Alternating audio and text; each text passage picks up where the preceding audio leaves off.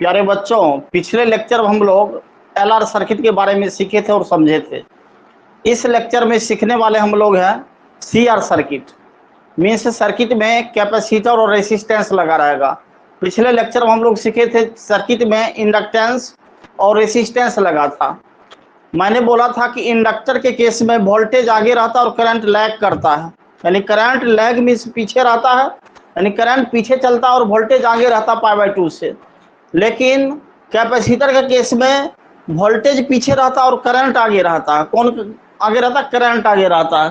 तो आज पढ़ेंगे हम लोग करंट लीडिंग जब करता हो तो उस केस में हम लोग कैसे सीआर सर्किट को एनालिसिस करते हैं। तो आइए प्यारे बच्चों, सीखता हूँ आज हम लोग सीआर सर्किट, यानी AC circuit containing resistance and capacitance in series. तो आओ सीखते हैं। मैंने बोला कि जब रेसिस्टेंस लगा हो एसी सर्किट में तो करंट और वोल्टेज दोनों सेम फेज में होता है, और जब इंडक्टर लगा हो तो वोल्टेज π/2 से लीड करता है और करंट लैग करता है, और जब कैपेसिटर लगा हो तो करंट लीड करता है और वोल्टेज लैग करता है। कौन लैग करता है? वोल्टेज लैग करता है और करंट लीड करता है, यानी करंट आगे रहता है। तो आओ सीखते हैं। देखो, ये 5 नंबर होगा हम लोगों को सीआर सर्किट। क्या लिखा बाबू? CR circuit. ये लिखा हुआ सीआर सर्किट। थोड़ा नीचे से लिख देता हूं, ऊपर कट रहा लग रहा। चलो देखो, सीआर सर्किट। ये क्या लिखा बेटा? CR circuit. इसको बोलते हैं AC circuit. AC circuit, circuit containing resistance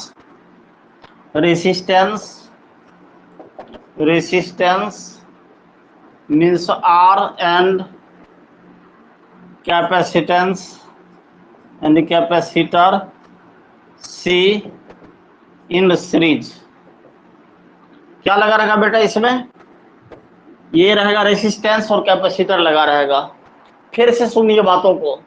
मैंने बोला जब रेसिस्टेंस लगा हो तो करंट और वोल्टेज दोनों सेम फेज में होता है, लेकिन जब इंडक्टर लगा हो तो वोल्टेज लीड करता है और करंट लैग करता है π/2 से, और जब कैपेसिटर लगा हो तो करंट है सो लीड करेगा और वोल्टेज लैग करेगा। तो आओ सीखते हैं, समझते हैं बातों को क्या है। इसका सिंबॉलिक रिप्रेजेंटेशन ऐसे होगा, ये रेसिस्टेंस है और ये आपका कैपेसिटर है, मीन्स सी है ये। चलो आओ सीखते हैं इसको। पहले इसका पहले सर्किट बनाएंगे हम लोग। तो देखो ध्यान से, देख रहे हो ना अच्छे से? चलो देखो बेटा, ये रहा आपका आपके सामने रेसिस्टेंस। आरसी भी बोल लेगा, कोई दिक्कत नहीं, बोलने के लिए कुछ भी बोल सकते हो। ये आर है, ये सी है। चलो फिगर दिख रहा आज बढ़िया से, कोई दिक्कत नहीं है। ये आरसी सर्किट आपके सामने आ गया, ठीक है, आ रहा है, आने दो। और इसके अक्रॉस हम लोग वोल्टेज अप्लाई किए हैं, ईएमएफ अप्लाई किए हैं, ईएमएफ अप्लाई किया है। चलो फिगर बार बार टेढ़ा हो जाता है, इसको सीधा बनाओ। चलो देखो, अल्टरनेटिंग ईएमएफ अब तो सीधा है। चलो सीधा है। E इज इक्वल टू होगा E0 साइन ओमेगा टी। आ जाएगा, यही आई यहाँ जाएगा।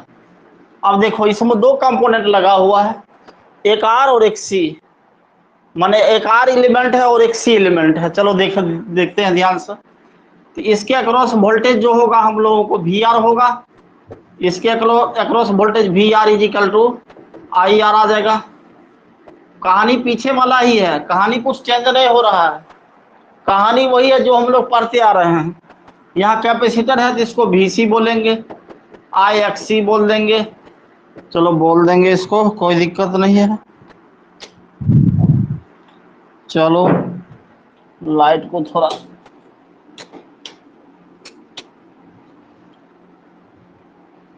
चलो देखो ये IXC हो गया, यानी वोल्टेज अक्रॉस कैपेसिटर। मैंने बोला वोल्टेज यहाँ पर लैग करता है और करंट लीड करता है, यहाँ पर वोल्टेज और करंट दोनों सेम फेज में, तो ये वी आर है और ये आई है, दोनों सेम फेज में है। क्लियर है? देखो रेसिस्टेंस में वोल्टेज और करंट दोनों सेम फेज में है। क्लियर बेटा? अब देखो कैपेसिटर, मैंने बोला वोल्टेज पीछे रहता और करंट आगे रहता, तो लो करंट को आगे रखो कितना से, π/2 से, और वोल्टेज पीछे रहा, VC पीछे रहा कितना से, π/2 से। ये फिगर है आपके सामने, पूरा क्लियर है? फिर से समझिए, बात टेक्निकल है थोड़ा सा। मैंने बोला जब रेसिस्टेंस लगा हो तो वोल्टेज और करंट दोनों सेम फेज में होता है, तो करंट और वोल्टेज दोनों सेम फेज रेसिस्टेंस के केस में। और यहाँ पर है कैपेसिटर लगा हुआ, मैंने बोला कैपेसिटर में करंट π/2 से आगे रहता है। फिर से सुनो बेटा, करा किस हो, करंट π/2 से वोल्टेज से आगे, करंट लीड करेगा और वोल्टेज लैग करेगा। और इंडक्टर में क्या होता था, वोल्टेज लीड करता था और करंट लैग करता था, यहाँ उल्टा होता है। और क्यों उल्टा होता है समझ रहे हो आप? यहाँ पर करंट π/2 से लीड कर रहा है और वोल्टेज लैग कर रहा है। अब इसका फेजर बनाएंगे हम लोग, तो फेजर आओ सीखते हैं फेजर क्या होता है। तो ऐसा फिगर बनाना है जिसमें दोनों चीज वैलिड हो, दोनों चीज दिखना चाहिए। तो आओ दिखाता हूं, पहले तो इसका बनाओ बेटा। ये रहा आपके सामने, रहा नहीं आ गया है, देखो ये आए है और ये वी आर है, वोल्टेज अक्रॉस रेसिस्टेंस दोनों सेम फेज में आ गया। क्लियर है? यहाँ देखो, देख रहे हो? चलो समझ रहे हो।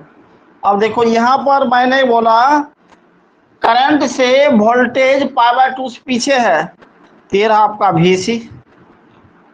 क्लियर है? चलो फिगर तो बढ़िया दिख रहा है, ये VC है। क्लियर है? अब देखो पैरेललोग्राम बनाएंगे हम लोग, तो पैरेललोग्राम बना दो, ये रिजल्टेंट होगा। अच्छा से बना लेना है, कोई भारी चीज नहीं है, ये भारी तो नहीं लगेगा, आसान ही लगेगा। चलो अच्छा से बना देता हूँ इसको। चलो देखो, ये सीधा लाइन है, सीधा लाइन खींचोगे इसका। चलो ये सीधा रहा। अब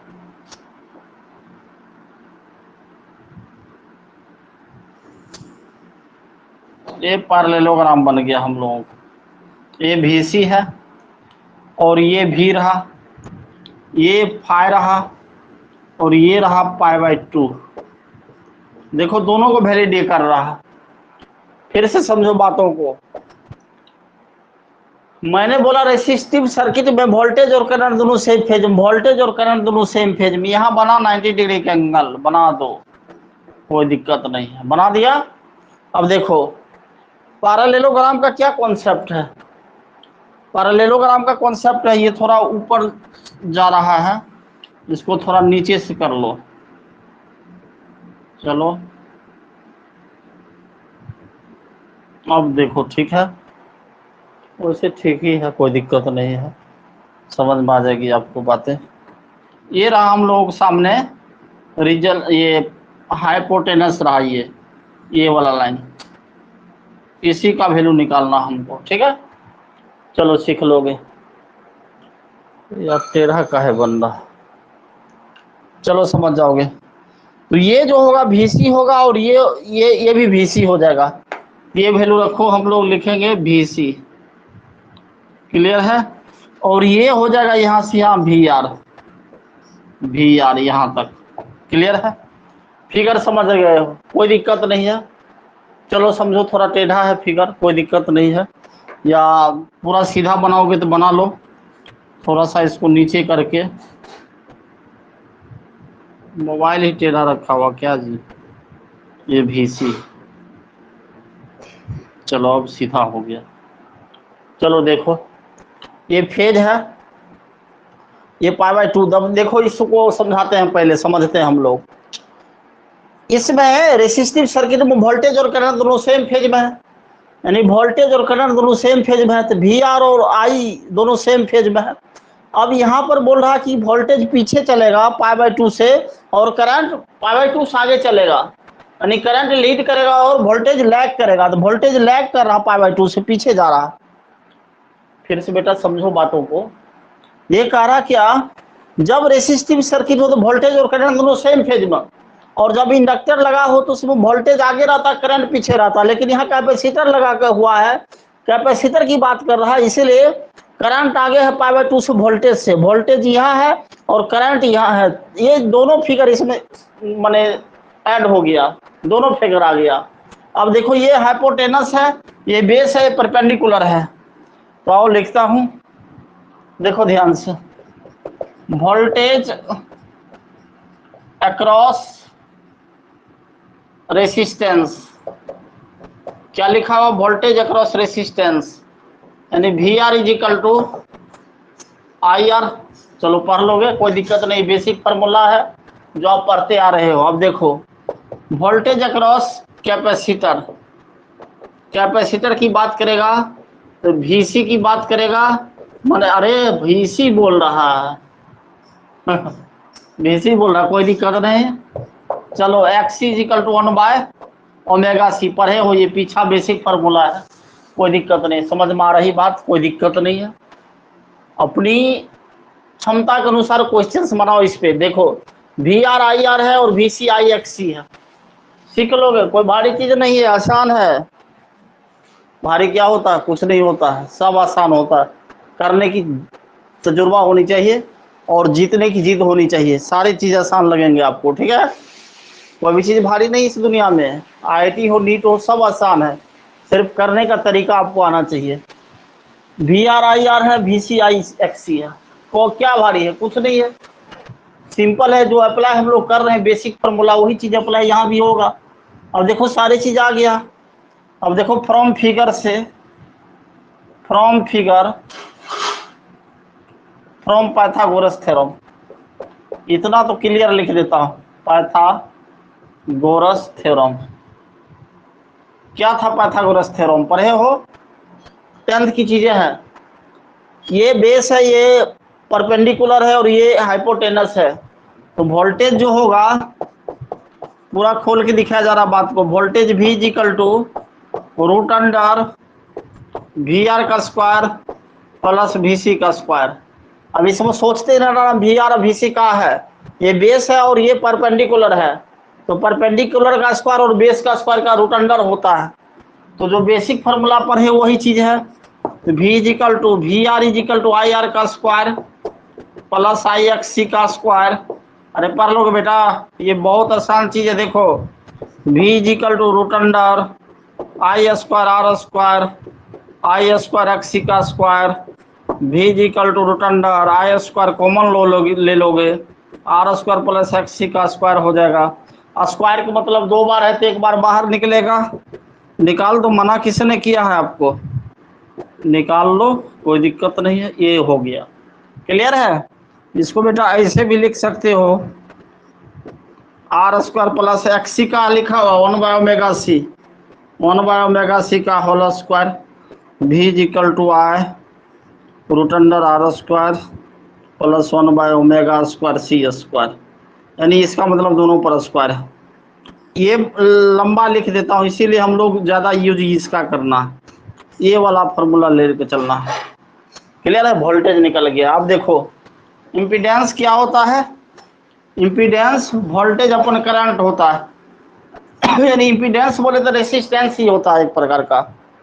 अरे क्या होता है, रेसिस्टेंस ही होता है। क्या होता है, रेसिस्टेंस होता है।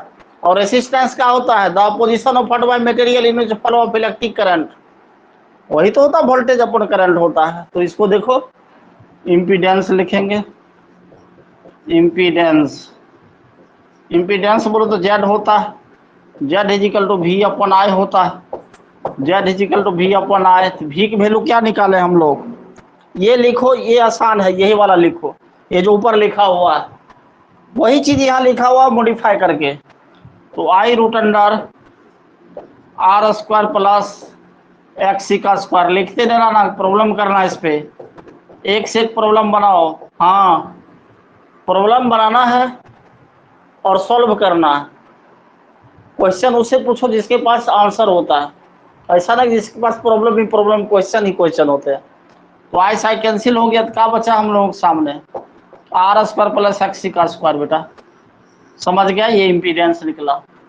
फेज की बात करें या फेज एंगल की बात करें, बात एक ही कर रहा है। तो फेज देखो, फेज माने क्या होता है, कला होता है, हिंदी लिखवा लेकर ये tan phi होता है, फेज एंगल बोलते हैं, ठीक है। फिगर देखो, फिगर देख रहे हो, अरे इम्पीडेंस निकल गया हम लोगों को। करंट की बात करेगा इसमें तो I इक्वल टू क्या होगा, वोल्टेज अपॉन इम्पीडेंस, माने यही चीज कर लेंगे हम लोग, कोई दिक्कत नहीं, वही चीज I equal to V by Z हो जाएगा। जब प्रॉब्लम करेंगे, क्वेश्चंस बनाएंगे, वहां आएगी समझ में। तो tan phi is equal to P by B होता है। P इसमें कहाँ है, P देखो, P ये सामने वाला है, phi के सामने P, तो VC और क्या होगा, VC अपॉन VR। ये लिखेगा VC अपॉन VR। क्या लिखा इसने, बहुत बढ़िया लिखा। VC इक्वल टू क्या है, VC इक्वल टू क्या है, IXC। VC माने VC करते नहीं रहना है, VC IXC है, करंट इनटू रिएक्टेंस है, कैपेसिटिव रिएक्टेंस। ये हो जाएगा IXC बाई IR, I से कैंसिल हो जाएगा, तो tan phi तेरे सामने रहा XC बाय R, और XC इक्वल टू ऊपर पढ़ा है 1 बाय ओमेगा C, तो 1 by omega C by R, ये मूल बट्टा है, तो tan phi मूल बट्टा बोला है, अरे यार तो ओमेगा C नीचे आएगा, तो 1 बाय ओमेगा C R, ये tan phi होता है। फेज एंगल की बात कर या फेज की बात कर, बात एक ही कर रहा, करना क्या है, बात एक ही कर रहा। देखो थोड़ा गौर से, पूरा क्लियर है ये। अब आगे आ जा, आगे आ जा, मैंने समझने की कोशिश कर। एक ऐसी सर्किट में कुछ करना नहीं है, इम्पीडेंस निकालना है, वोल्टेज निकालना और करंट निकालना, यही सब चीज करना है। तो अब करो पावर फैक्टर। अब देखो पावर फैक्टर की बात करेगा इस दुनिया में, तो cos phi की बात कर रहा है आपके सामने, शक्ति गुणांक इसको बोलते हैं, यानी cos phi की बात करेगा। और फिगर देख cos phi क्या हो सकता है, cos phi B by H होता है, एक्यूरेट वैल्यू। तो cos phi B by H होता है। B क्या है यहाँ पर, ये VR है, और H क्या है, V है, और VR is equal to IR पर हो गए, और V इज इक्वल टू क्या पर हो गए, IZ पर हो गए। पढ़ लोगे, अरे आसान तो है, यहाँ से देखो Z V बाय I है, तो V is equal to IZ हो जाएगा, तो ये हो जाएगा I से कैंसिल हो जाएगा। यहाँ ब्रैकेट में लिखवा ले साइड में थोड़ा सा, नहीं तो कहोगे लिखे नहीं सर। V इक्वल टू, ये देखो Z इक्वल टू हम लोग लिखेंगे, उस सर्किट में भी यही लिखे थे, V बाय I लिखोगे, तो V इक्वल टू क्या लिखोगे, IZ, ये आ गया, IZ कैंसिल हो गया। cos phi इनवर्स में भी ले जा सकते हो इसको, कोई फर्क नहीं है, यूनिवर्स नहीं इनवर्स, ट्रिगोनोमेट्री पढ़ा होगा मैथ में। R by Z, R by Z का मतलब क्या निकाले हुए हम लोग, root under R square plus XC का स्क्वायर, यही रहा आपके सामने cos phi। बस एक ही काम करना है इसी में। पावर फैक्टर की बात करेगा तो cos phi की बात करेगा, R बाई Z होता है हमेशा, दुनिया में सभी जगह पर R बाई Z ही होता है cos phi। क्लियर, इसमें जब न्यूमेरिकल हम लोग करेंगे तब समझ में आएगी ज्यादा बात। तो एक बार समझा देता हूँ, इसको समझ लो, कोई भारी तो नहीं ही लगेगा, बिल्कुल आसान चीज है, जो बच्चा में सीखते आ रहे हो वही चीज तो है, बचकाना सवाल है। देखो ध्यान से, CR circuit, AC circuit containing resistance R and capacitance C in series, series बोलो तो करंट सेम, सीरीज बोलो तो करंट सेम, और वोल्टेज डिफरेंट। क्लियर है, करंट सेम है, वोल्टेज डिफरेंट है, करंट सेम है, वोल्टेज डिफरेंट है, करंट सेम है, वोल्टेज डिफरेंट है, सीरीज हो गया। क्लियर है। From figure from Pythagoras theorem, Pythagoras theorem क्या बोला था, वोल्टेज निकालना। फिर समझो बातों को, मैंने बोला जब रेसिस्टिव सर्किट हो तो वोल्टेज और करंट दोनों सेम फेज में होता है, तो VR IR हो गया, तो वोल्टेज और करंट दोनों सेम फेज में। और VR माने ऐसा नहीं पढ़ना कि V और R ऐसा लिखा हुआ, सर ऐसा नहीं है बेटा, ये V ऐसा है, ऐसा डिस्क्रिप्टिव मार है, माने कि रेसिस्टेंस के अक्रॉस वोल्टेज वो शो कर रहा है। क्लियर है, समझ गए हो बात। चलो देखो, तो ये VR आए है, मैंने बोला जब कैपेसिटर लगा हो तो करंट लीड करता है वोल्टेज से π/2 से, वोल्टेज अक्रॉस कैपेसिटर VC है, इससे आगे रहेगा π/2 से कौन चीज, करंट। अरे कौन चीज आगे रहेगा जी, करंट आगे रहेगा तो करंट को आगे रख पाई बाई 2 से, कहाँ रखोगे, आगे रखोगे, कहाँ रखोगे, आगे रखोगे, तो रख दिया आगे उसको। करंट आगे है वोल्टेज से, चलो कर दिया।